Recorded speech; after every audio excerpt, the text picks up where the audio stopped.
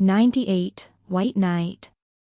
He found Livia waiting for him at the Deadland Motel. Ryan drove to the meeting spot in his Plymouth Fury, having repaired his car after the land wrecked it, though he had to drown it with perfume to hide the junkyard's stench. The courier himself had switched from his normal clothes to an elegant black jacket with a purple polo shirt underneath, with no bright color to be seen. Darkling would have loved it. A pity he couldn't raid Dynami's cashmere factory without putting the company on high alert or starting a war with the Augusti. Neither could he use Mecran's matter replicator without Alchemo jailbreaking the mainframe first. Of course, Ryan could have always spent money, but a cashmere suit wasn't bought. It was taken, by either strength or wits. Livia had put a lot of effort into her appearance too, more than Ryan had ever seen her do. She wore an elegant sleeveless dress and golden bracelets, but also black stockings, red high heels, and golden earrings. She had put a lovely crimson rose in her hair, black linings around her eyes. It contrasted well with her sapphire eyes and the silver hair flowing on her back. Though she couldn't compare with her best friend Fortuna in the beauty department, Ryan found Livia quite lovely. A true princess. She hadn't seen him yet due to the ambient darkness, so he watched her from afar for a short while. Livia waited in the parking lot, with her hands joined. She fidgeted in place, and let out a long, heavy breath as if to calm herself. She hadn't seen how the date would end, and it made her nervous. Ryan drove to her side, ending her silent agony. Livia immediately corrected her expression upon noticing him, smiling warmly at his arrival. "Did you order a pumpkin carriage, princess?" the courier asked, upon stopping in front of her. "Will your car turn into a vegetable at midnight?" she teased him, while sitting at his side. Her perfume smelled of rose and strawberry. "This only leaves 3 hours. Livia, I can time travel. I can make 3 hours last a lifetime." "I don't doubt that," she said, closing the car's door behind her. "But I would prefer it if you could bring me home before 2 in the morning, or my father might get upset." "You've never had a sleepless night out in town?" Ryan asked, amused, as he drove away through New Rome streets. "My, it was about time I came into your life." Livia blushed a little, embarrassed. "I wasn't that sheltered," she protested. "With my power, I could experience wild moments by proxy, with none of the hangovers, drowsiness, and side effects that came with it. Watching is not the same as living."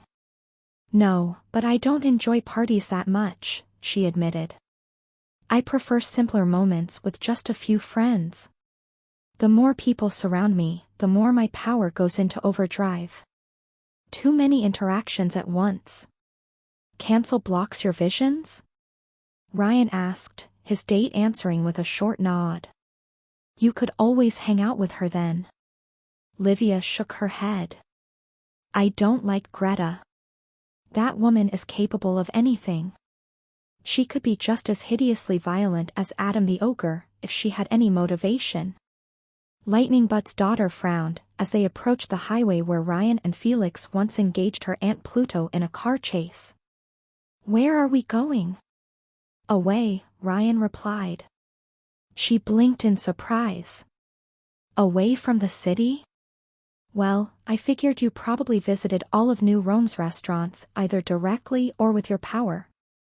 But there is one place I'm sure you've never been to before." "Within an hour's drive of New Rome?" Livia asked with skepticism, before grinning wickedly. "I doubt so. Unless you intend to take me out of the city to ravish me in the wilderness? Did you bring a chastity belt? It has been a while since I unlocked one." Livia's smile turned coy and playful. The young woman wasn't as innocent as she let it seem. "If my father heard you, he would have you struck down. I have a lightning rod in the car boot." "Does your father even know you're in a car with a dashing courier?" His date's mischievous smile was an answer in itself. "Would he let you date anyone?" "Only an Augusti." My father mistrusts anyone outside of our clan. He wouldn't let Felix anywhere near me again, even if her bashful smile turned sour. So you're disobeying him even as we speak? Ryan mused, trying to distract her from her bad memories. You live a dangerous life. His date chuckled in response, which Ryan took as a good sign. Not as much as yours. To be fair, you're the first who dared to ask me out at all. Most men are simply too frightened to try. She looked at him warmly. That's one of the things I like about you, Ryan. You dare it all. You haven't seen anything yet, he replied, a foot on the accelerator. Is your seatbelt tightly on? Yes, I. She gasped in surprise, as the Plymouth Fury raced on the highway. 100 kilometers per hour turned into 150, while Ryan switched the chronoradio to Mad Max 2's main theme. They passed by 2 cars, violating all road safety laws as they went. Stop! Livia pleaded as the speed kept climbing, a hand on his arm. She screamed as they passed by a car so closely that they nearly brushed against it. Though she could sense the cars coming, she couldn't foresee how Ryan would react to them if he did. Stop, you madman. Don't try this at home, kids. The courier said, using brief bursts of time stop to avoid colliding with other vehicles. Livia's scream of fear transformed into laughter, as the adrenaline pumped through her veins and the Plymouth Fury reached its maximum velocity. Ryan had modified his car to reach over 300 kilometers per hour, and at this speed, the world around them turned into a blur. Other cars became spots of color, the highway ahead became a tunnel of light. If only Ryan could have driven his Plymouth Fury rather than the Panda Mobile when Pluto came for his head. Cruella would never have come within an inch of his car. Once he sensed they were close to their destination, Ryan activated a hidden button. The car hood opened to reveal a genius device, the tip of a particle accelerator. Tiny light spheres came out of it, stretching reality apart. Have you watched Back to the Future? Ryan grinned at Livia. She answered with a panicked, exhilarated scream as particles swallowed the Plymouth Fury. The stars above fell down in a rain of light, reality itself shifting around them. Space stretched on until it shattered, and the car emerged on the other side. Ryan hit the brakes and the device deactivated. The Plymouth Fury emerged from a particle cloud to slow down beneath alien skies, on a highway without cars. Livia let out a heavy breath, as she recovered from the adrenaline rush. Only then did Ryan notice that her left hand held his right tightly. She must have seized it instinctively when they reached maximum speed. Ryan's thumb brushed against her warm fingers, and Livia squeezed tighter in return. You okay? The courier asked her. Instead of answering, she broke the hand contact and slapped him behind the head in response. Ouch! You madman, Livia let out a nervous laugh, as the tension went down. That was insane, Ryan. We'll have to do it again, on the way back. Oh, God. She smiled, catching her breath. Did you ever get a driver's license? Now, don't ask too much. Livia giggled, and glanced outside her window. Her eyes widened upon seeing the world around them. While they were still on the highway, purple auroras had taken over the night sky above them. The northern lights shone with the brilliance of stars, and within them one could glimpse images of strange places. Seas of mercury, clouds of floating ice, green lightning coursing through black, empty space. The highway was deserted except for the Plymouth Fury, and seemed to stretch on forever. The land around the road had turned into a red desert, though one could see another highway in the distance. Even the temperature had increased, from chilly to warm and comforting.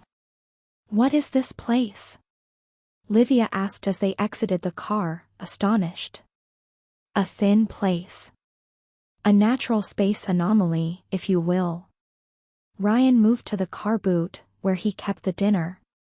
I nicknamed it the Midnight Road. I see other people, Livia said, pointing at two silhouettes on the second highway. That's us. Ryan raised his hand, and the silhouette on the distant highway imitated him. Do you see? No, the Augusti princess had tears at the edge of her eyes. No, I can't see anything. She wasn't talking about her eyes. In the end, they sat at the highway's edge, their feet dangling about the desert. Ryan offered Livia a sushi box, and chopsticks to go with it. Space folds back, his date asked after wiping away the tears, looking at the other highway in the distance. Yep, Ryan replied, his mouth full of fish. The highway stretches for 30 kilometers, and then loops back. It's shorter on the sides. Did you make this place? Livia asked, tasting a futomaki with a curious frown. Or did another genome build it? Ryan shook his head. It's a natural phenomenon, though you need genius tech to access it. The colored dimensions are above our realities, beyond space and time as most humans understand it, but there are other realms sideways too. They follow the same time stream as our own. So this is an alternate universe? I wouldn't say that. It's more like a cave inside a mountain, except the mountain is Earth's reality. A place where space-time folds due to gravitational or electromagnetic anomalies. Ryan glanced at the purple auroras above their heads. I think this place is close to the purple world. Like a border realm between our universe and the big crossroads of all space and time. I cannot observe anything within the color's dimensions, except the blue one, Livia guessed. That is why I can't detect you either, since you exist in 2 dimensions at once. Ryan nodded, before noticing that his date didn't seem enthusiastic about finishing her plate. You don't like the food? I'm sorry, she made an embarrassed smile. I hate it. Ryan's heart skipped a beat. You hate Japanese food? I don't like sushi, no. Livia sheepishly shook her head. I'm sorry. God damn it, he knew he should have picked French food. Nobody disliked French food, except the British and the truly wicked. But I love the place, and the gesture, Livia immediately reassured him, when she saw his dejected face. It more than makes up for the food. I will have to reload now, Ryan grumbled. The date is not perfect. No, Ryan, no, Livia protested, instantly serious.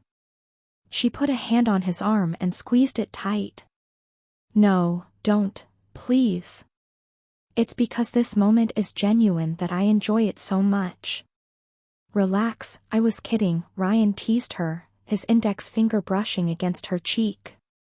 She blushed so much that a scarlet streak had formed beneath her eyes. Though you've got a smile to die for. Livia exploded into laughter, almost spitting out her food.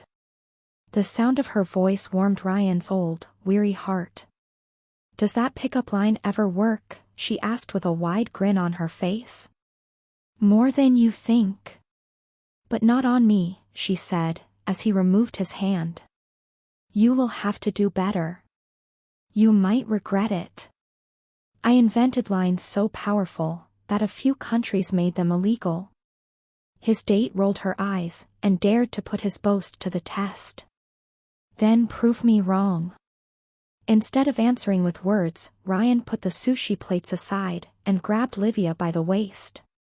His date let out a squeal of surprise as he quickly lifted and put her on his lap.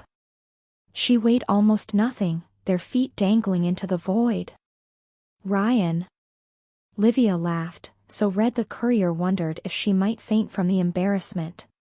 You're going too far this time. Come on, my lap feels better than the interdimensional highway's concrete. He put his arms around Livia and held her tight, her head resting against his shoulder.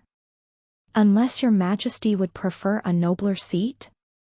I ought to have you whipped for your insolence, but I have the feeling you might enjoy it. You would be right, mistress. The mafia princess laughed heartily, accepted the throne of Romano as her seat, and made herself comfortable. Her back rested against the courier's chest, and he sensed her hastening heartbeat beneath her skin. Though the scarlet streak across Livia's face had transformed into a light blush, Ryan could tell the situation was new to her. She had only ever dated Felix, who had never been as comfortable with physical contact as the courier was. "Can you reach these places?" Livia pointed a finger at the alien mirages in the skies, pictures of alien worlds, unlike Earth. "Some," Ryan confirmed. "Others I plan to visit one day." "Take me with you when you do," she all but ordered him, sounding like a true queen. "To make up for your bold transgression." "And what if I commit crime after crime?" he teased her. "Maybe I will punish you, or maybe not," Livia replied coyly, putting her hands on his own. They felt warm and comforting to the touch, like Jasmine's had been. "How did you even find out about these thin places? Did you stumble into one by accident?" "I learned of them while researching particle physics in Switzerland." Ryan shuddered. "Don't go to Monaco." "What is happening in that place?" she asked, curious. "My power will not show me." "I heard nobody that goes there come back, but you said you lived a full life there?" "Shrimps and caviar," Ryan replied darkly. Even now both gave him PTSD. "It's shrimps and caviar, until you can't take it anymore." "That doesn't explain anything." Livia frowned, sensing his unease. "Something happened in this place. Something that hurt you deeply." Ryan's first instinct was to deny the truth, but her firm gaze dissuaded him. The courier trailed off, having lived with this secret like a boulder around his ankle like a ball and chain. He had never told anyone, carrying that cross across time. Nobody would have understood. But she would. He could see it in her eyes. Livia had watched whole lifetimes through her power, from what she had told him. She couldn't comprehend the sheer weight he carried, but she could imagine it. "I told you I stayed there a full life," Ryan unburdened himself. "I meant a full life." Livia guessed the truth. Her expression shifted into one of horror, as she covered her mouth with a hand. "No."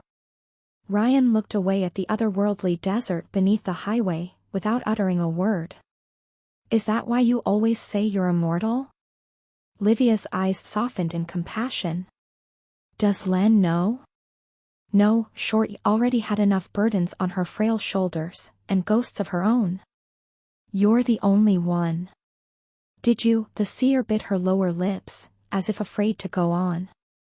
At that moment, Livia reminded Ryan of Len so much. They shared the same kind heart, beneath all the hardships. "Did you have a family?" I never dared to," he confessed. If my timing was even slightly off during the conception, then a different child would be born from loop to loop. I wouldn't have survived it. Not mentally." "I'm sorry I asked that," Livia apologized. She turned her head, and her hand touched his chin to make him look up at her.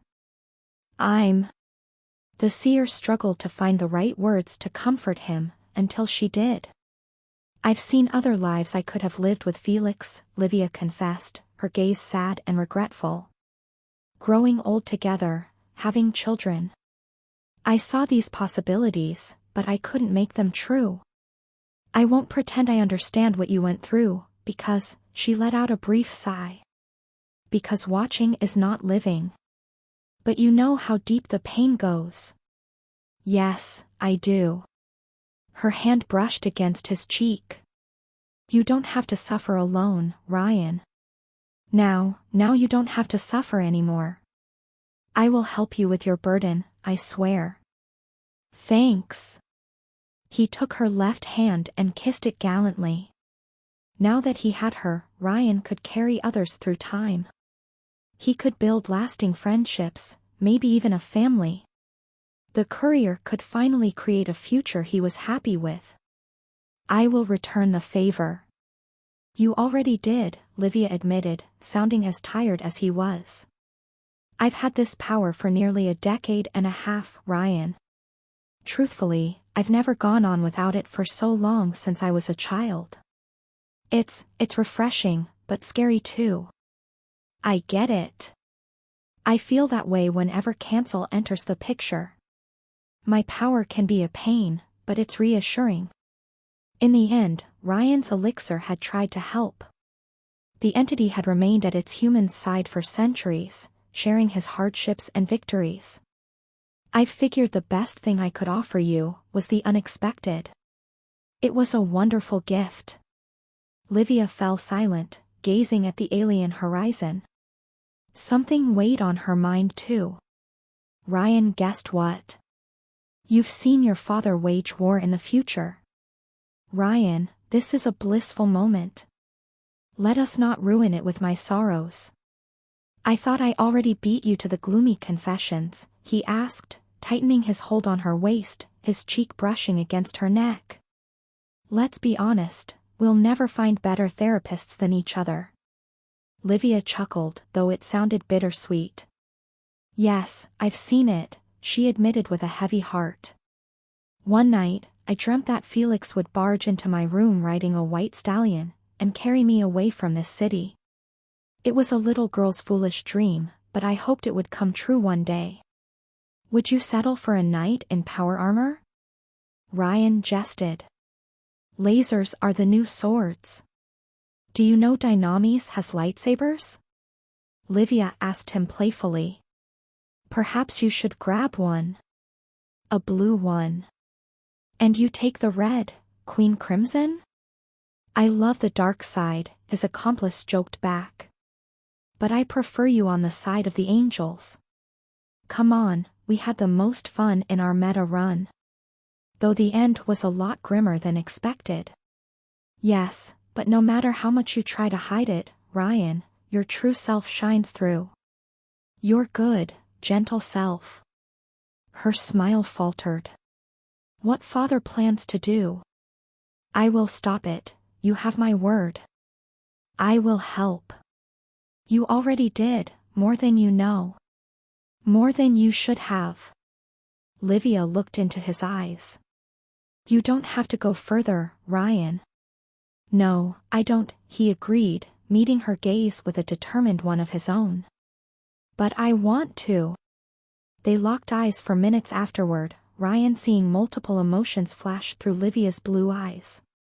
Surprise, compassion, joy, gratitude, and something else. Something deeper, and more intense. We should go, Ryan said. It's past midnight.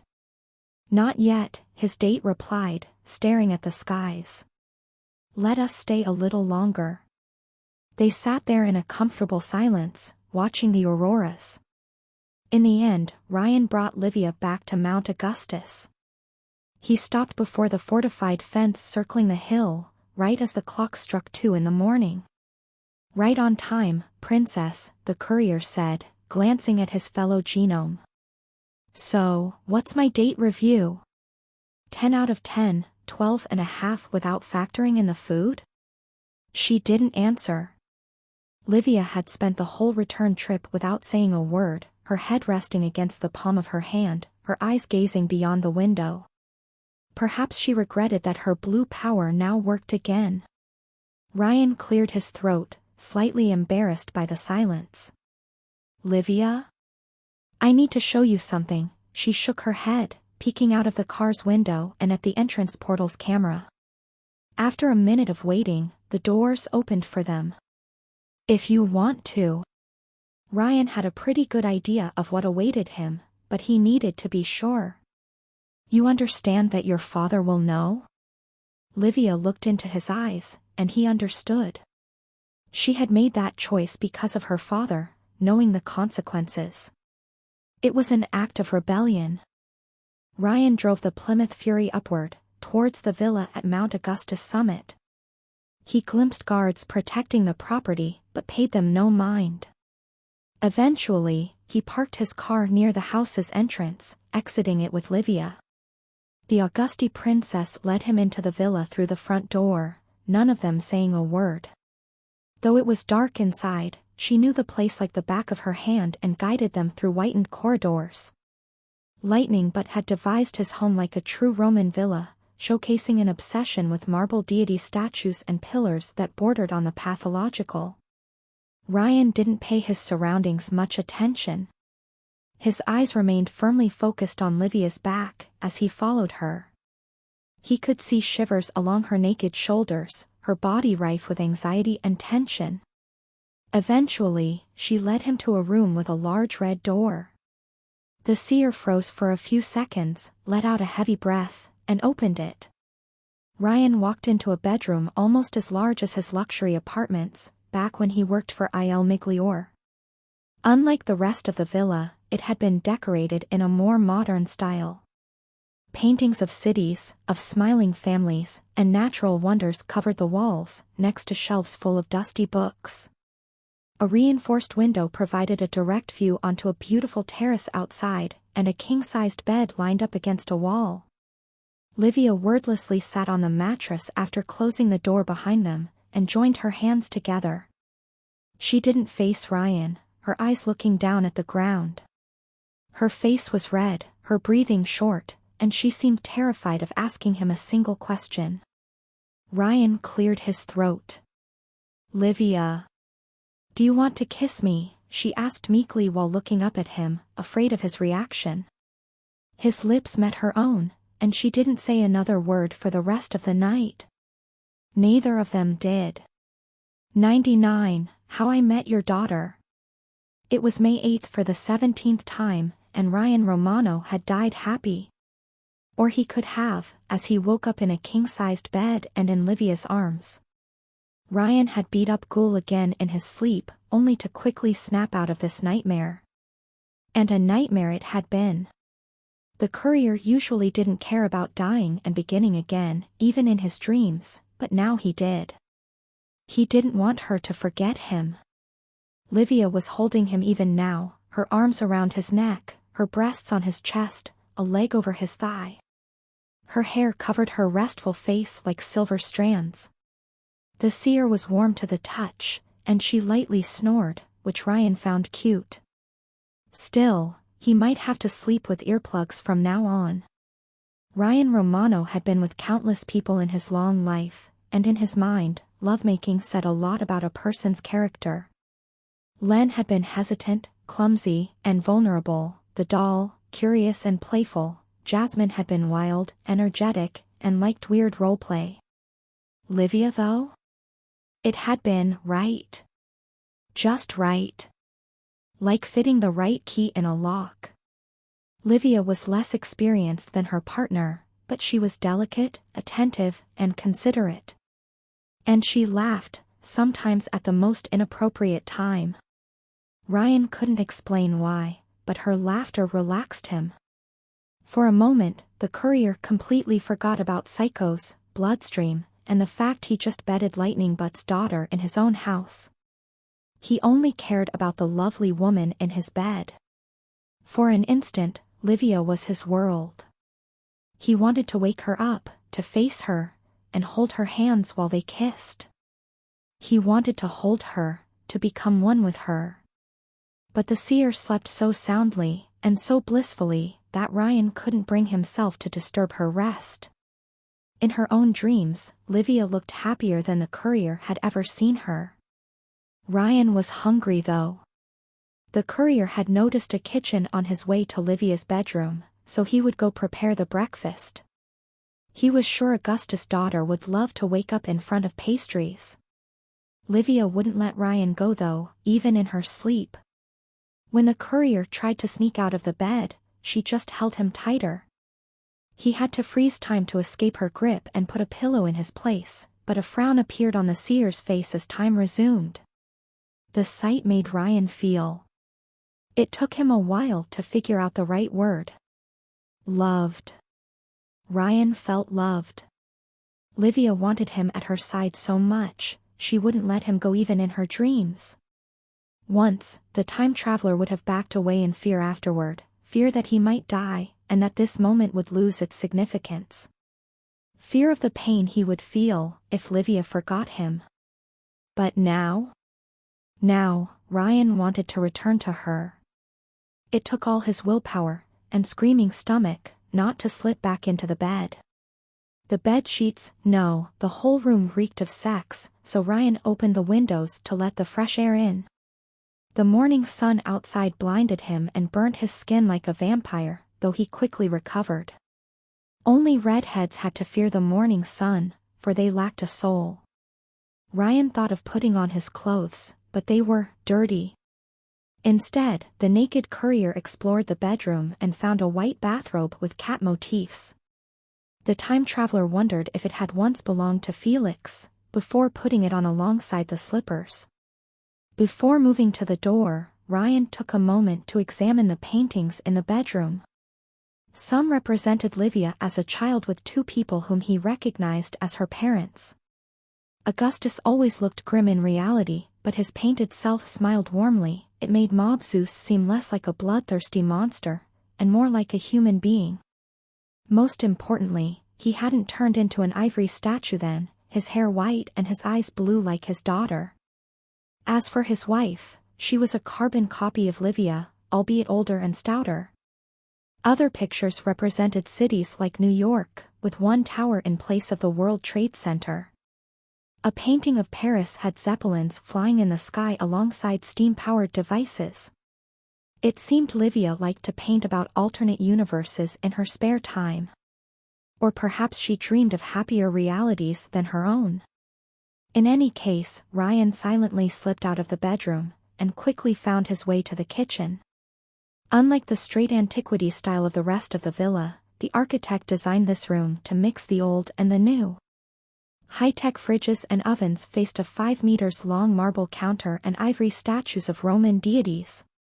Venus and Mars holding hands, Jupiter triumphant, Diana and Apollo hunting side by side.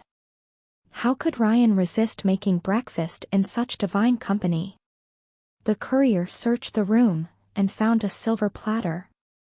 He put it on the marble counter, and started preparing the breakfast.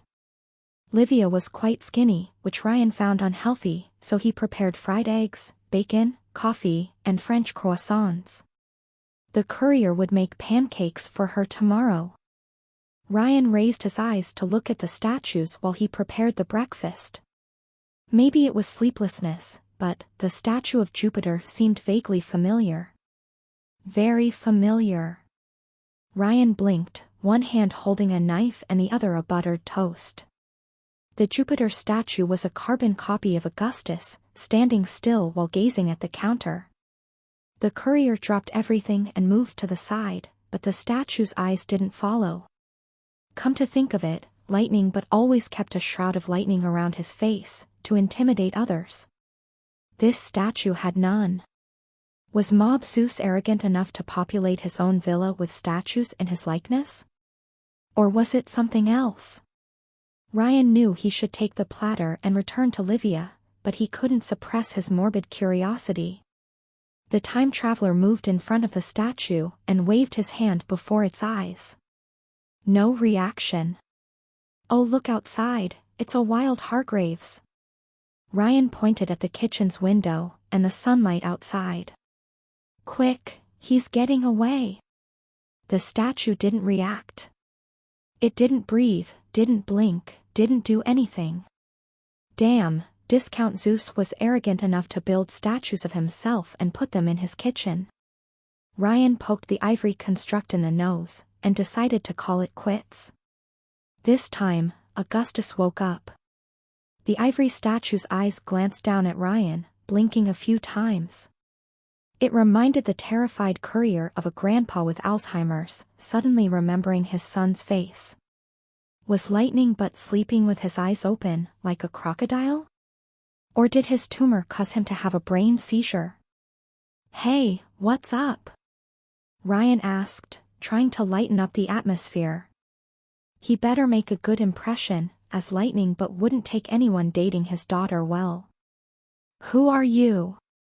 Augustus asked, his eyes squinting. There was no fear nor surprise in his voice, which Ryan found quite intimidating. The tyrant was so confident in his own power, that catching an intruder in his own home didn't even faze him. "I'm Batman," Ryan replied, trying to sound calm. However, he couldn't shake the ominous feeling of dread pervading the room. "Whom?" Lightning Butt observed Ryan's bathrobe, his eyes flaring with crimson lightning upon recognizing the outfit. "This belongs to my daughter." In hindsight, sleeping with Lightning Butt's daughter beneath his own roof might not have been Ryan's brightest idea. "You know what, don't mind me, I'll take the..." "Do!" Ryan tried to take a step back, but Augustus swiftly grabbed his shoulder with his right hand. Lightning Butt had invaded his personal space, like Germany with Poland. "You are not going anywhere," Lightning Butt said, his tone suddenly a lot more threatening. "Thief." "Of what? A bathrobe?" Ryan would have bore that badge with pride if it had been a cashmere suit, but he wouldn't go to war for cotton. "Nah." "I'm rich." Rich people didn't steal, that was known. "I'm a good friend of your daughter, and she invited me for a sleepover." "Lies," Augustus replied, his grip on Ryan's shoulder tightening. It didn't hurt yet, but the courier could tell that the murderous mob boss would tear him in half at the slightest provocation. "My daughter would inform me. She knows the rules. I do not know how you bypassed the guards, but you were foolish to come here." "It was late, you can check the cameras or ask Livy." "You will not get anywhere near my blood," Augustus interrupted him. "Now, tell the truth before I tear off your limbs." Damn it, that paranoid psychopath wouldn't listen.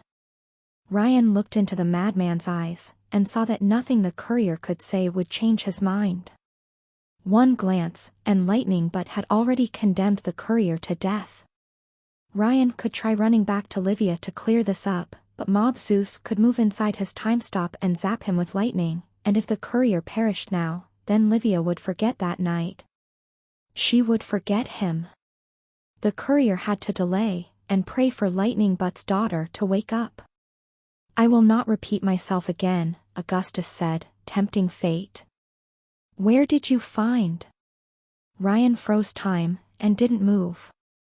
As far as the world was concerned, he had stopped just like everything else. "These clothes?" Augustus blinked, glanced around, and let out a sound that could pass for a sigh. He waited several seconds for the effect to end, with a look of resigned acceptance. "I'm sorry, sir?" Ryan asked when time resumed, feigning confusion. Thankfully, he had an excellent poker face. "What did you say?" "I said that." The clock stopped again, and once more Ryan feigned being paralyzed. Augustus let out a snarl of anger and frustration, much to the courier's deep satisfaction. The mob boss clenched his jaw even after the flow of time resumed. "I'm sorry, sir," Ryan apologized, delighting at the ivory man's frustration. After watching this selfish prick try to murder Leo Hargraves as the world collapsed around them, it felt quite good. To add insult to injury, the courier looked at Lightning Dad as if he had gone senile. "Do you need medicine, sir?" Augustus waited a bit longer, half expecting time to freeze again. Finally, once he thought himself safe, he opened his mouth again. "I said." Time froze again. Instead of sighing or raging, Augustus squinted at Ryan, his expression thoughtful. "I can see electrons move in your brain. You are not affected by this temporal anomaly. You are its source." Damn, Lightning Butt was brutal but not stupid. "Stop this at once." Ryan didn't break character, even as time resumed. Augustus waited a few more seconds, his face undecipherable, before opening his mouth again. "As I said." And time stopped again. Augustus' hand moved from Ryan's shoulder to his neck and lifted him above the ground. "You dare to mock me?" Mob Zeus snarled angrily. The courier kicked and punched the invincible man's arm in the frozen time, but he didn't even notice. Unlike when Ryan struck him in the previous loop, Augustus didn't react with shock at someone being capable of harming him. The time traveler's blows couldn't hurt him. Damn it, as he had guessed, Ryan needed the Saturn armor to use his black superpower. He couldn't damage lightning but without it. You would strike me? Madness. Augustus sneered as time resumed. This is your last chance. Where did you find these clothes? In your daughter's wardrobe. The courier blurted out. Lightning but noticed the sparkle in Ryan's eyes, alongside his messy hair. The ivory man's eyes noticed the breakfast for two, prepared with love, and he finally understood. The Augusti patriarch didn't want to admit it though. His fingers tightened around the courier's neck, squeezing the air out of him. What did you do? He snarled, lifting Ryan higher until his head touched the ceiling. What did you do to my daughter? Ryan wanted to say something clever, but Augustus squeezed his throat so tightly that no word came out. Lightning but eventually realized the interrogation wouldn't go anywhere like this, eased his grip enough to let the time traveler breathe, and looked into his captive's eyes. Did you sleep with my daughter? Augustus asked, his cold fury 10 times more threatening than his snarls. Knowing nothing he said would save him, Ryan answered with the first thing that came to mind. Yes, Daddy, yes. Augustus brutally slammed Ryan against the counter. A normal human would have gone splat from the impact, and the shock made the marble crack. The silver platter almost fell off to the ground, and one of the coffee cups shattered. Ryan saw stars for a moment and landed on the ground, chest first. Lightning but released his grip while his victim gasped for air. You will die begging, Augustus said with cold fury, towering over the courier like the specter of death. His whole body cackled with crimson lightning, the microwave and electrical devices in the room malfunctioning. Like a Jew on a cross. And it was, Ryan coughed, defiant. Unprotected. Lightning but gave Ryan the Palpatine electroshock treatment, by zapping him with electricity. It was a low-current blast, not enough to kill the courier, but it hurt. It hurt like hell. A lightning bolt hit Ryan in the chest, his skin burning, the bathrobe releasing smoke. The courier's body trembled, the nerves in his body stimulated by the lightning. It felt as if his body had caught fire, his lungs melting. Dad! Her shrieking voice echoed in the kitchen, but Augustus kept zapping Ryan with murder on his mind.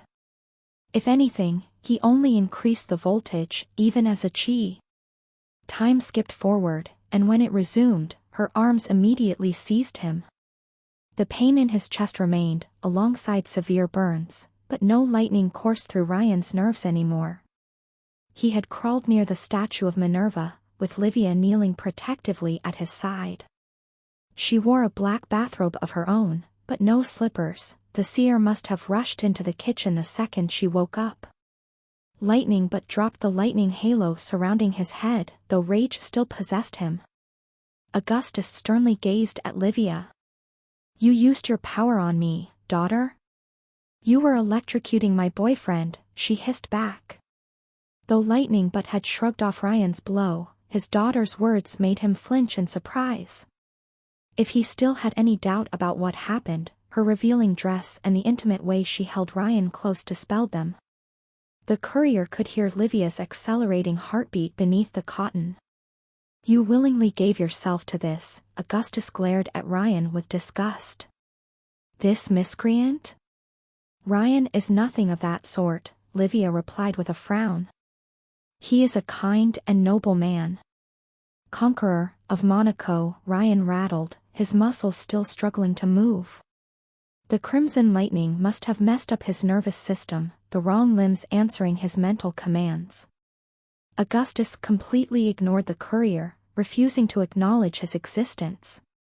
Instead, he studied his daughter with an imperious gaze. Yet Livia refused to back down and locked eyes with her sire.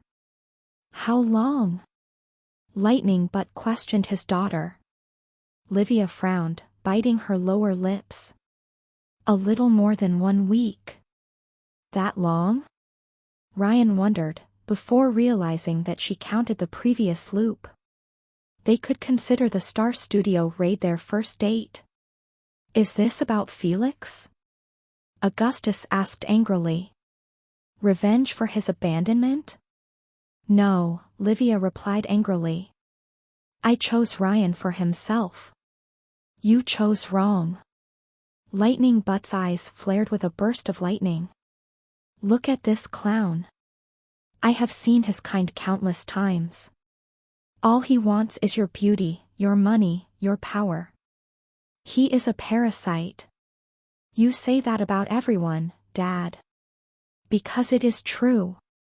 Do you think he would be interested in you if you weren't my daughter? You don't know him, Dad, Livia replied, her gaze harshening. And if you think I wouldn't have done my research, then you don't truly know me either. Ryan almost opened his mouth, but this time wisely remained silent. One wrong move and Lightning Butt might slay him before Livia could react. The shame and the pain, he could live with. But her forgetting him would hurt far deeper than the lightning. Augustus' face twisted into an angry scowl. Livia, step aside. She briefly hesitated, but held her ground. No, father. Step aside, daughter. No, she repeated, the word so sweet to hear. I won't let you murder him like Narcinia's parents. Augustus' eyes widened in surprise, his jaw clenching. Who told you about that? Felix? Does it matter? Felix, her father said, reaching his own conclusions. He will pay for this slander with his tongue. You won't touch his tongue, or any part of Felix, Livia declared, grabbing Ryan's hand. Nor will you harm my current boyfriend. I'm an adult, I can date whoever I want. I am your father, Augustus raised his tone, and you shall obey me. If you touch them, I will leave. These words silenced Lightning Butt, making him blink repeatedly. He looked as if he would stumble. The illusion of invincibility was stripped away, and for a brief moment, Ryan could see the lonely, paranoid old man beneath the iron-fisted dictator. I will leave, Livia said, struggling not to cry. I will go, and I will not return.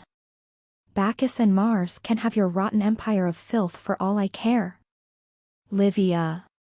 Augustus' tone softened a little.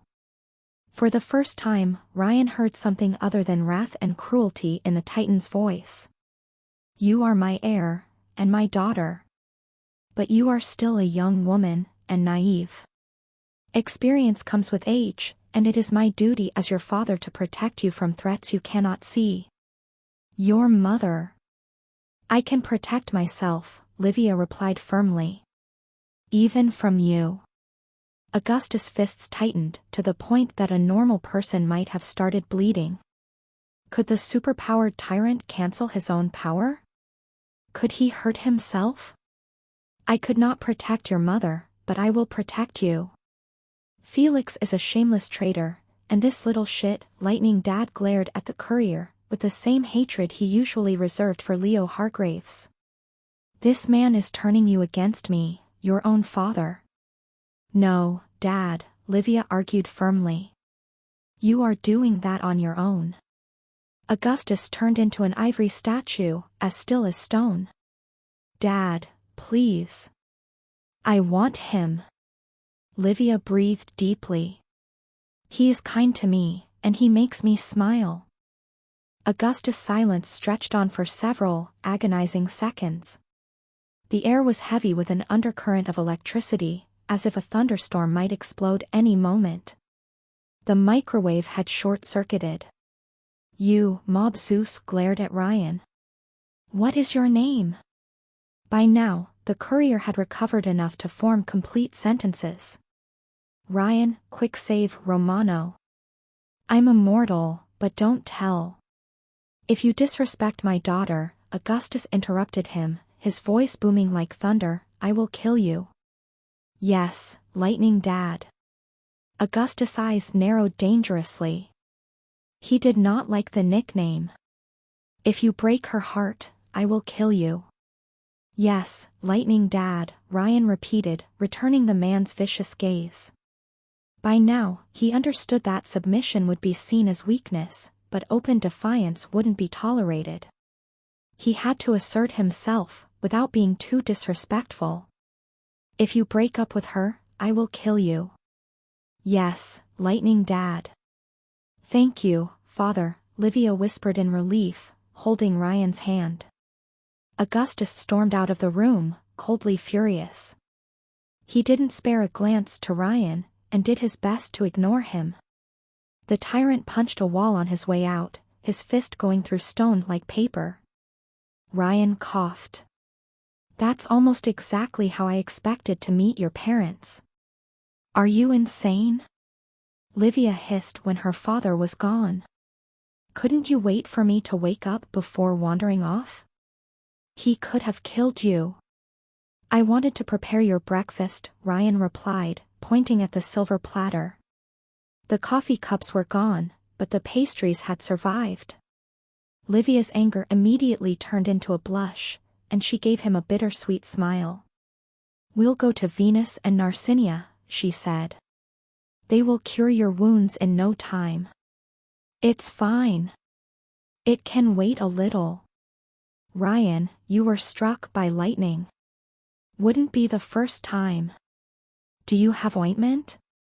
Livia frowned at his question, but nodded. Good. I will put some on while you return to bed. And then what? And then I will bring you breakfast properly this time. You're such a gallant fool, Livia said with a chuckle, before helping him rise back to his feet. How did you imagine it? Me introducing you to my father? With your daddy pointing a shotgun at my back, and Bacchus officiating the wedding. She giggled. I wouldn't count on it. Bacchus worships a stranger god than the Catholic churches. Her pale fingers brushed against his wound. The skin hurt, but his heart was soothed. We will still go to Venus after breakfast. I told you before, Ryan, you don't have to suffer anymore. Ryan put his hands around her waist, while she moved her hands around his neck. And next breakfast? What will it be? Livia smiled, and briefly kissed him on the lips without a word. Strawberries then. 100, past fragment, no planet for old men. November 20th, 2004, Vatican City. An atheist had once told him that though he never believed in God Almighty, the Chapel Sistine made him doubt. How could anyone question the existence of God in this room? Cardinal Andreas Torque had seen many sinners repent in tears the moment they raised their head at the ceiling, to witness the glorious work of Michelangelo. No man's heart could remain unmoved at this architectural and visual perfection. Most only remembered the creation of Adam part of the frescoes, but Michelangelo had painted many more stories, each marvelous in their own way. The cardinal could spend hours marveling at this divine feast for the senses, and the sight of tourists taking pictures of this wonder without appreciating it made him weep inside. But these were not the opening hours of the Vatican museums. Only a single man's footsteps echoed in the chapel to join his superior, as the clock struck midnight. Father Torque, Inquisitor Ambrosio greeted the cardinal, dressed in the black garments of the Roman Catholic Church. Ambrosio was more than 20 years Andreas' senior, his head balding, his golden beard falling off at the edges. Yet his green eyes shone with the same witch fire that warmed Andreas' heart. Andreas Torque was one of the youngest cardinals in the Catholic Church. By decree of His Holiness Jean Paul II, he had not yet reached 40. Many had questioned his appointment, his virtue, and his achievements. He had no great deed to his name, and he liked it this way. His work was best done in the shadows. The Malleus Maleficarum, the Vatican's secret service, did not exist, even to most of its members. The Church was officially neutral in world affairs, and only worked through its extensive diplomacy network. It was a lie, of course. The Catholic Church had many enemies, and needed fiery swords as much as quills. The Malleus Maleficarum's purpose was to keep His Holiness aware of all dangers threatening the true faith, and to advance the Catholics' interests across the world. When Andreas had joined the service, he had been nothing more than an inquisitor, the lowest rank of this secret fraternity. The future cardinal had spent most of his career undermining the communist plague that had infected Eastern Europe, and revitalizing the Church's influence in the broken USSR's regions. When he eventually became the organization's Inquisitor General 7 years ago, Andreas Tork had worked on His Holiness' behalf to check the influence of terrorist groups in the Middle East. Even though Jean-Paul II was on his deathbed, surrounded by scheming cardinals, the Malleus Maleficarum worked tirelessly to fulfill the Pope's wish of universal peace. In short, Andreas Tork was used to fighting human evil. But the horrors they were facing nowadays were something else entirely. Something unnatural. The two priests sat on a bench, with Ambrosio giving his superior a 25-page-long file. Only 2 words were written on the cover.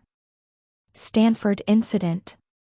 Andreas' eyebrows furrowed deeper with each line he read, and the priest outright scowled when he reached the first picture. Who else knows?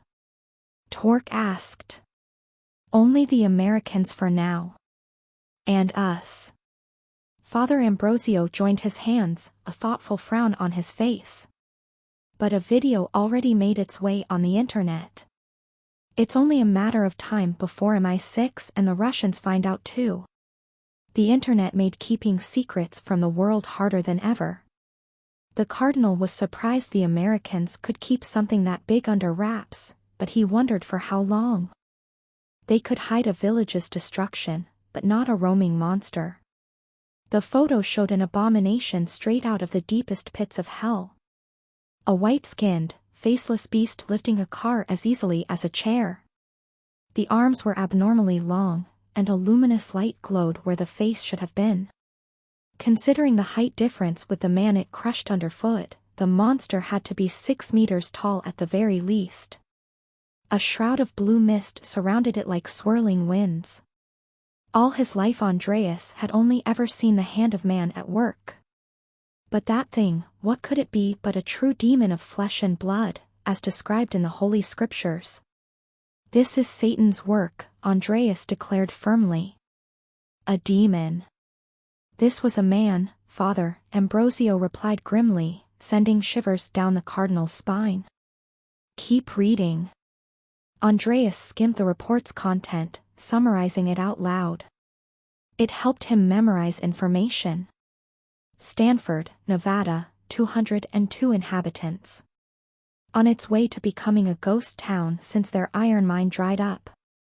Half of them are dead or missing, and the other half in government custody. The event happened on November 14, 6 days before the report reached the cardinal. According to survivors, the monster had burst out of the local clinic at around 7:30 in the evening, and gone on a rampage. The beast tore men apart with its bare hands, and breathing the mist that followed in its wake turned people feral. By the time survivors managed to contact the authorities and the government quarantined the area, the monster had escaped into the Mojave Desert. The lack of internet and telephone coverage had made it hard for the government to respond quickly, but easy to cover it up afterward. Always the same pattern. All the previous incidents took place in similarly isolated areas, the cardinal noted. But never with such deadly consequences, Ambrosio replied. The monster is out there, and the USA's government hasn't caught it yet. It won't stay hidden forever. No, it won't. Whoever was responsible was getting bolder, more reckless. Andreas flipped the page until he found the picture of a thuggish-looking man so skinny that the cardinal wondered if he suffered from malnutrition. James Poole? Some dirt-poor repairman, Ambrosio said. He was due to receive a second shot of tetanus vaccine, after the first was found to be a placebo. The town's doctor, Jason Hopfield, was supposed to receive him at 7:30. The report indicated that the doctor's body had been found in the wreckage, gutted chin to groin like a fish. Both the vaccines came from a private company called New Age, Ambrosio continued. You know the Americans, they always mistrust their health care. Some think their government puts microchips in them, and so they look for alternative sources. A microchip would have been a kinder fate than turning into a monster. Andreas offered a prayer to both the doctor and patient. What do we know of this company? Little, except that paper trail leads nowhere. The cardinal grit his teeth. So it's another dead end? Not quite, Ambrosio said, as his superior flipped the report's pages. The town's sheriff took a picture of the vaccine's deliverer. Something about her behavior unsettled him. Her. That woman again. Andreas quickly found her photo and scowled. It was her, short black hair, blue eyes, eminently plain, 30-something. She had worn a cap when she made that delivery, but it was the clearest picture of her that the Malleus Maleficarum had found so far.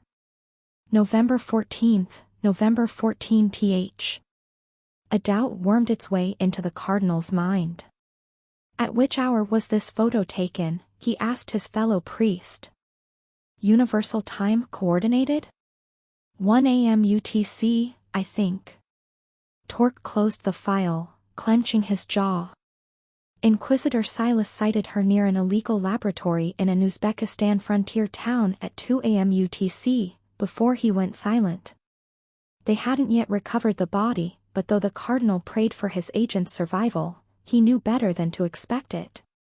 The laboratory had turned into a smoking ruin by the time reinforcements arrived, with Silas nowhere to be found.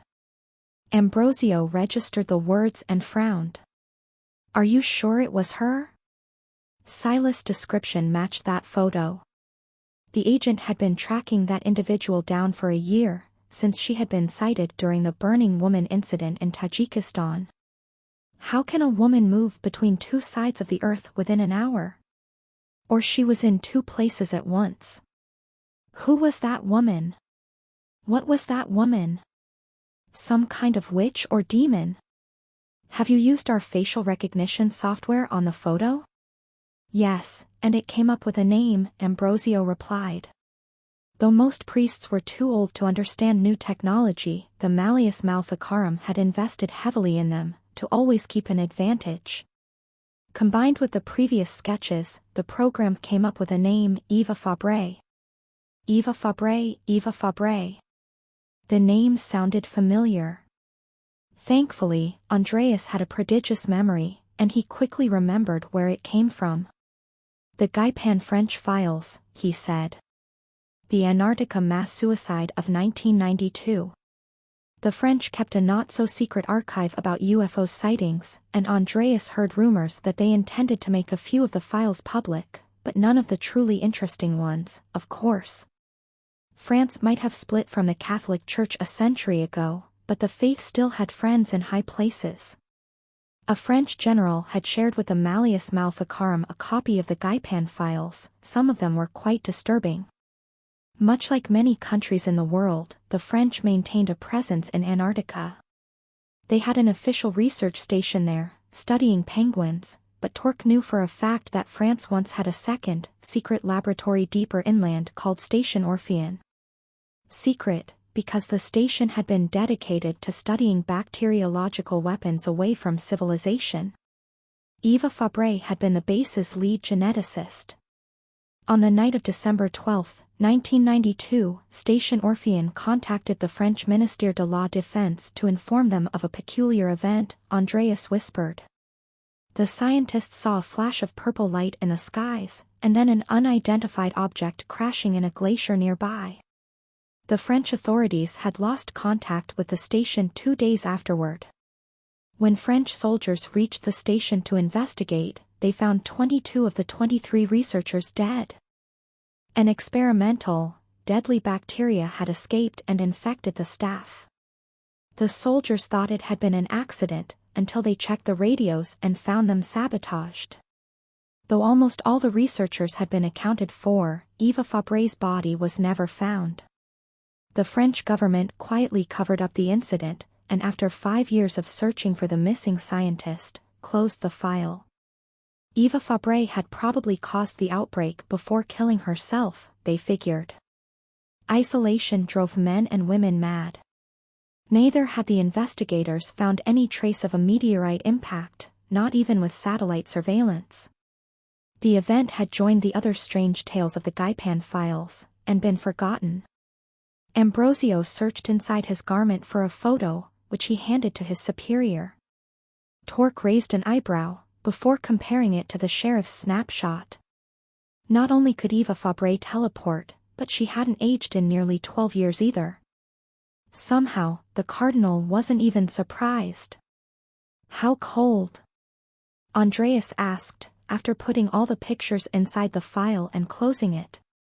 The new H-lead, I mean? The Americans couldn't find anyone employed by this company, but my informers had more luck with the vehicle used for the delivery, Ambrosio explained. It was purchased through an American shell company, owned by a Swiss bank. Probably the same bank that funded the illegal lab in Uzbekistan. Find someone and make them talk, Andreas ordered. These incidents are escalating in severity, which means they're building up to something. A confessor informed me that one of the bank's administrators could be open to collaborating with the church's investigation. For the sake of his soul? For the sake of his bank account? In this era of greed, mammon ruled absolute. How much? The cardinal asked, and scowled deeply when his agent told him the amount. That's a hefty price. Even Judas only asked for 30 silver coins. Traders are more expensive than ever nowadays, Father Torque. Supply and demand. I will have to ask for his help then. Thankfully, he was the next appointment. I will wire the money to the usual account. Do not fail. Ambrosio took a deep breath. If I may ask, Inquisitor General, what are we investigating? I don't know, the cardinal admitted, and that's what I'm afraid of. Communists, terrorists, they're all humans in the end. But that woman, and these abominations, there's something else. You think time is running out? How can you doubt it now? The cardinal asked. If this snapshot made it to us, then it means she isn't hiding anymore. His Holiness will perish soon, and then there will be a time of crisis. The Church must act now, before it is too late. May the Lord be with us, Ambrosio prayed before taking his leave, leaving the cardinal alone in the chapel. Andreas' eyes wandered to the ceiling, to the sight of God's hand reaching for the first man. He pondered how events had progressed to today, inexorably. A string of disappearances in early 2002, all in the southern hemisphere. Brazil, South Africa, Australia, Tanzania, hundreds had vanished without a trace, with nothing to tie them together. Nothing, except the fact they happened in isolated areas, and the same woman had been cited in 3 of the cases. Then people started vanishing in the northern hemisphere too. 2003, a woman spontaneously caught fire in Tajikistan, killing 14. A laboratory was discovered in Siberia, with human test subjects found inside. Some had extra organs, or limbs, and all were missing people from last year. A scaled thing capable of turning invisible was caught on tape in Utah. As for 2004, a man had shot a Serbian war criminal in his own home, only for authorities to learn that the killer had been made of bolts and wires. Sarajevo suffered from unexplained earthquakes, people swearing that they heard gears moving below the earth. And now this? Andreas Torque was finally starting to see the bigger picture, the trend that united all these events into a coherent narrative. It clicked when he had heard the word vaccine. Tests. Eva Fabre was testing something on people, turning them into monsters.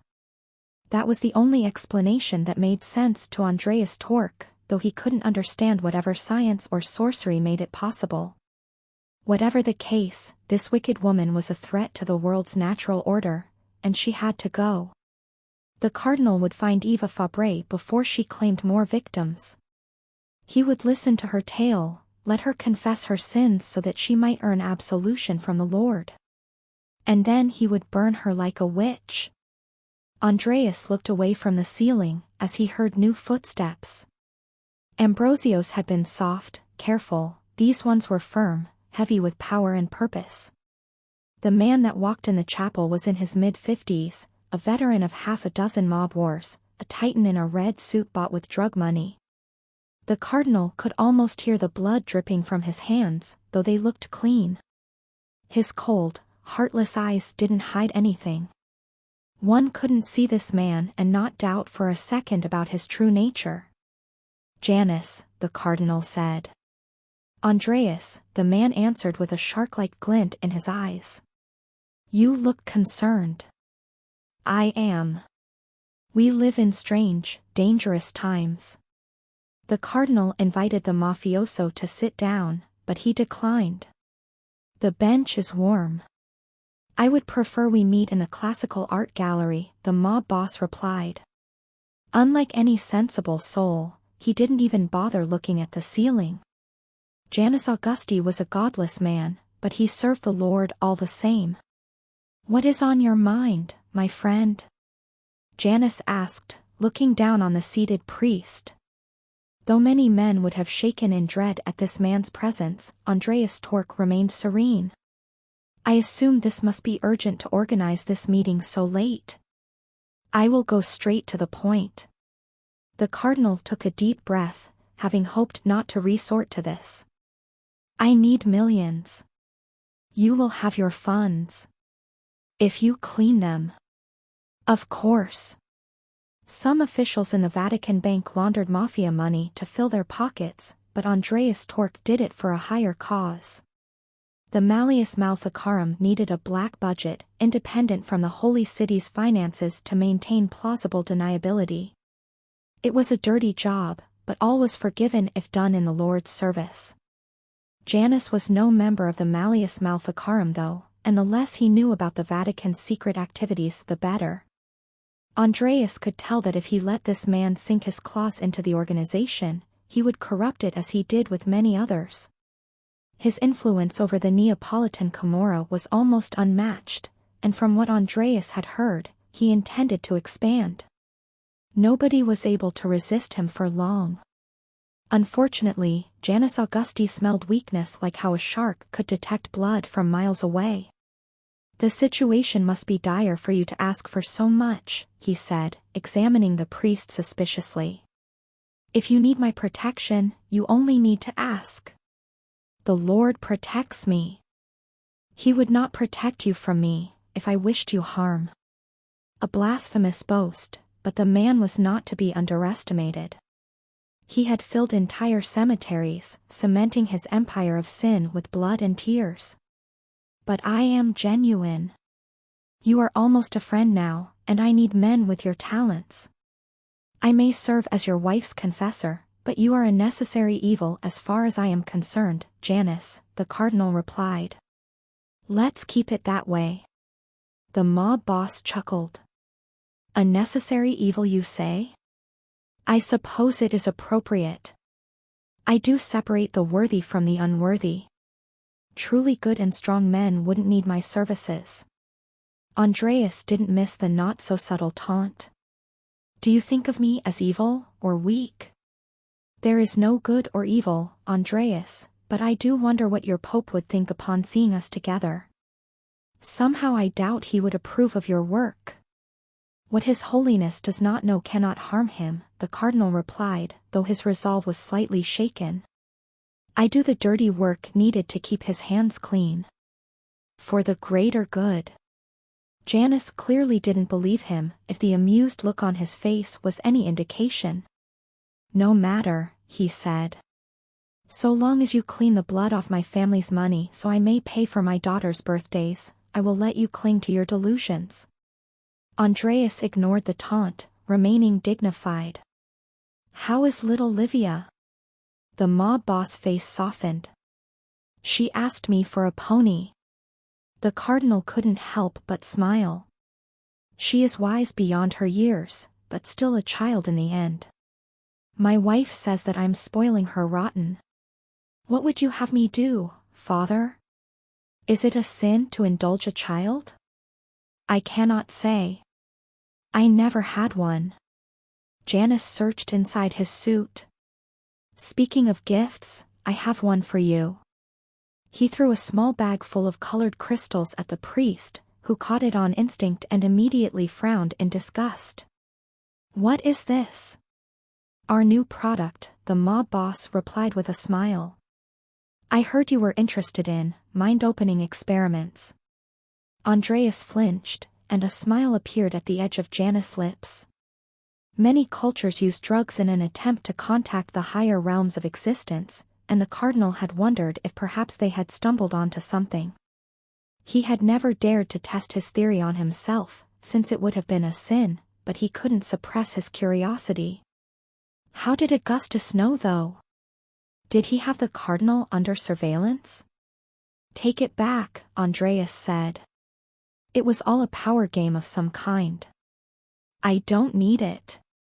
Is that so?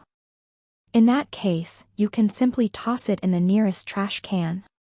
If you truly are the good man you believe yourself to be, you will. His smirk widened. But if I am correct about your true self, then when you are ready to accept your true nature, I will welcome you with open arms. Augustus walked away, leaving Andreas alone with his poison. March 27, 2005. Last Easter.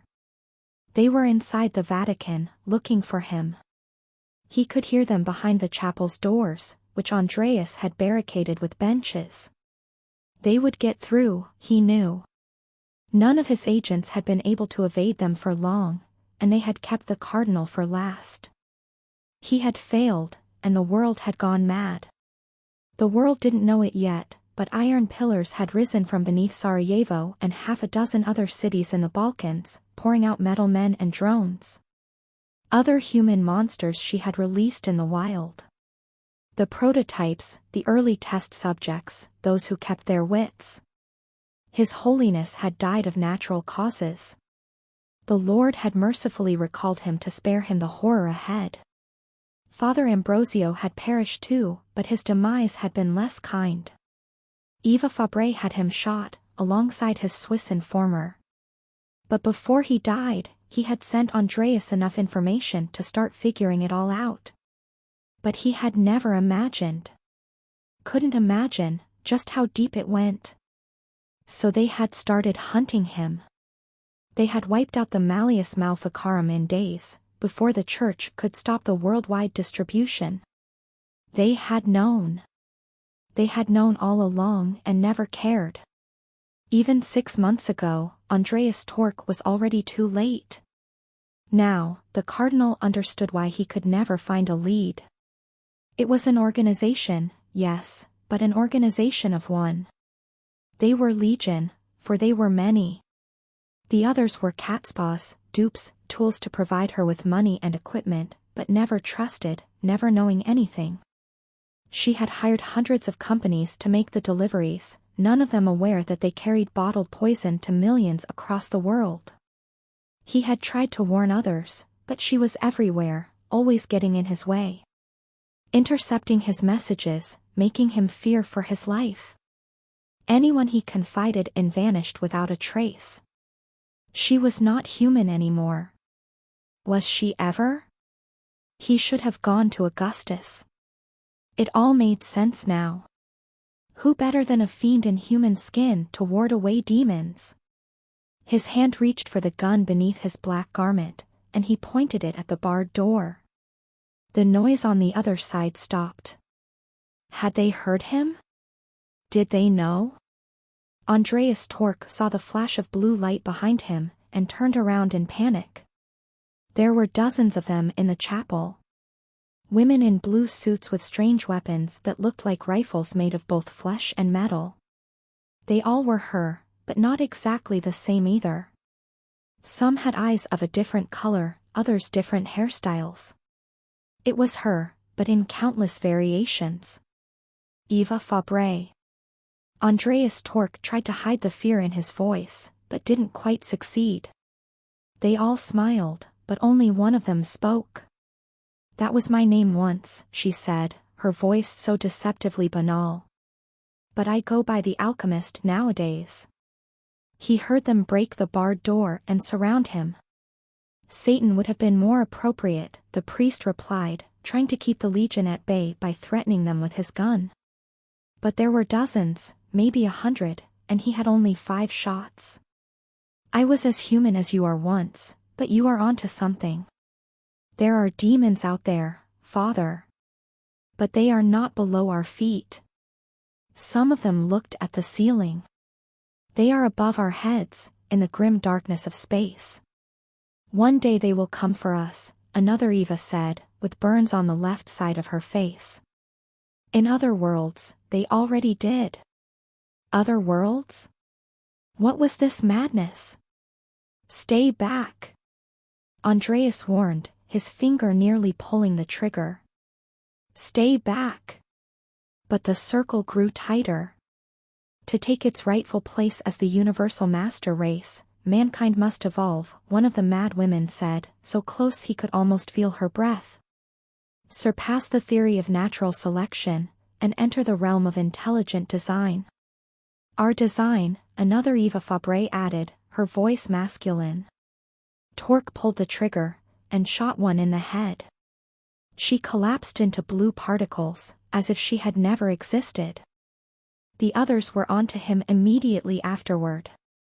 He thrashed and shot enraged, but in the end, they forced him to his knees and disarmed him. They searched his garment for hidden weapons, and only found the drug Augustus gave him months ago. "What is this?" Eva Fabre asked while they examined the substance, though Torque couldn't tell which one. Hallucinogenic drugs? He had kept the substance, yes, but only to study it. Never to use it on himself, no. The mad women started arguing. "Did we try that during the bonding process?" "I don't think so. We should have. We can still. Results should be interesting." Andreas Torque furiously tried to think of a way out. Why hadn't they killed him yet, like the others? Why did they keep him alive instead of slicing his throat? But then they brought the blue syringe, and he understood. "No," Andreas pleaded, his voice dyeing his throat. The fluid swirled inside its container, as if alive and hungry. "No, please. Just kill me. Don't make me one of those things." "This is a blessing," one said, forcing Augustus' drug through his mouth. It tasted of salt and mushrooms and chemicals. "A reward for your persistence," another added, rolling up his sleeve. "We should have buried you with your secrets," a third said, stabbing him with the syringe. "But killing you would be a waste." "Your mind will shatter," a fourth declared. "But you will live." The world turned blue as the blue elixir entered his veins, and Andreas Torque screamed. His mind was on fire. The drug and the blue substance in his body reacted together, reality crumbling around him. The chapel ceiling swirled like an azure whirlpool, shapes collapsing. Colors danced at the edge of his eyes, and the pictures of angels started to whisper to him. Hallucinations. These were hallucinations, nothing more. A dream. But he sensed something else. Something different, something wriggling inside his brain and neurons. The alchemist's poison traveled through his nerves, infecting him like a plague. His whole body seemed to have caught fire, his skin flayed to expose the raw flesh underneath. The pain was excruciating, maddening. "Please," he shouted, and the hallucination of angels answered with a screaming chorus. "Make it stop." And something listened. His spirit left his kneeling flesh, his mind free of the shackles of a body. His immortal soul was dragged into a great blue vortex, into a place unlike anything he had ever seen. He couldn't see with eyes, no, but images filled his mind. The pain was gone, replaced with ethereal numbness.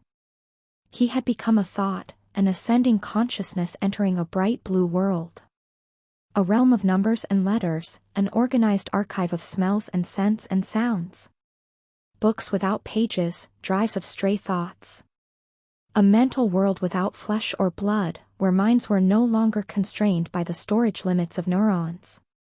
This strange dimension had a powerful force at its center, ruling from a throne of information.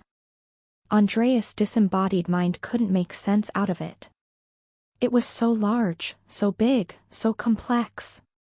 Geometric shapes and equations and swirling sentences unified into a single, divine whole. "Lord?" the cardinal asked, and though he had no mouth to speak with, words came out nonetheless. No. It was God, but not the Lord of the Scriptures. It was neither male nor female. It hadn't created man in its image, for there was nothing human about it. It was a sentient thought, a divine mind without a body, knowledge without a container. A being of pure blue, a psionic force of the cosmos. All the universe's information, focused into a singularity. The entity noticed Andreas. And studied him. Andreas screamed, as the entity ripped his mind open with a stray thought. It shattered the cardinal's brain into a million tiny thoughts, flipped through the man's memories like a child through a book. There was no pain, but no comfort either. For the being, this ultimate one, felt neither love nor hate. Only curiosity. It disassembled Andreas' torque down to his molecules, to figure out the way he worked. Why did it need a heart? Why a brain? How did it fit together? What did Andreas fear? Why did he prefer apples over cheese? Why did he live? What was the underlying logic? Why, how, what? It asked all the questions, and got all the answers. The entity recorded every thought that ever crossed the cardinal's mind, every sensation he ever felt. It broke down his existence to its foundations, to figure out how it all fit together. Andreas Torque didn't know how long it took, perhaps centuries or minutes, but in the end, the Ultimate One understood him more than the human ever knew himself. And then, it cobbled Andreas Torque's mind together. But instead of shoving it back into the human's tiny brain, the Ultimate One shared back. Mysteries of the stars and cosmic principles were revealed to the priest. His questions about man's origins and purpose were answered. The entity taught him the true history of the saints and the prophets he had worshipped all his life.